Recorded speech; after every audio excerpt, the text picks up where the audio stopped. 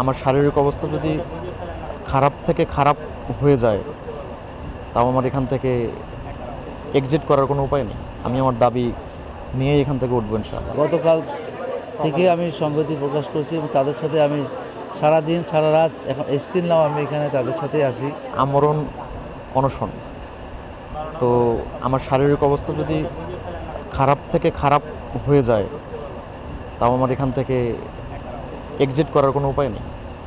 আমি আমার দাবি নিয়েই এখান থেকে উঠবো ইনশাআল্লাহ। জরুরি মিটিং ডেকে বা তারা কিন্তু অনলাইন মিটিং ডেকেও আমাদের এই অনশনের যে কারণ যে আমাদের ছাত্র সংসদ, সেই ছাত্র সংসদ নিয়ে তারা কিন্তু মিটিং করতে পারতেন, কিন্তু এখনও পর্যন্ত তাদের আমরা সেরকম কোনো সদিচ্ছা দেখতে পাইনি।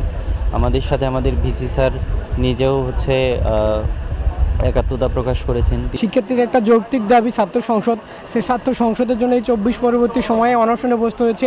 এর থেকে লজ্জার কিছু হতে পারে না। এক্সট্রিম মশার কয়েল প্ল্যান্ট ফাইবার দিয়ে তৈরি, ডেঙ্গু চিকুনগুনিয়া বাহি সহ যে কোনো মশার বিরুদ্ধে দেয় এক্সট্রিম সুরক্ষা। গতকাল থেকে আমি সংগতি প্রকাশ করছি এবং তাদের সাথে আমি সারাদিন সারা রাত এখন স্টিল নাও আমি এখানে তাদের সাথেই আছি।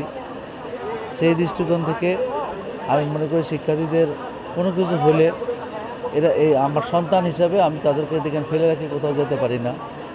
আমি আজকে সকালবেলাও মাননীয় উপদেষ্টার সাথে কথা হয়েছে, আমাদের ইউজিসি আমাদের সচিব মহোদয় ফোন করেছেন, আমি শিক্ষা উপদেষ্টা পিএসের সাথে কথা হয়েছে, আসিফ সচিব ভূঁইয়ার পিএস ফোন করছিল। তারা সকলে মিলে আমরা ইউজিসিকে অলরেডি কথা বলেছি যে তারা আজকেই একটা মিটিংয়ের ডেট ঘোষণা করবে বলে আমাকে আশ্বস্ত করেছেন।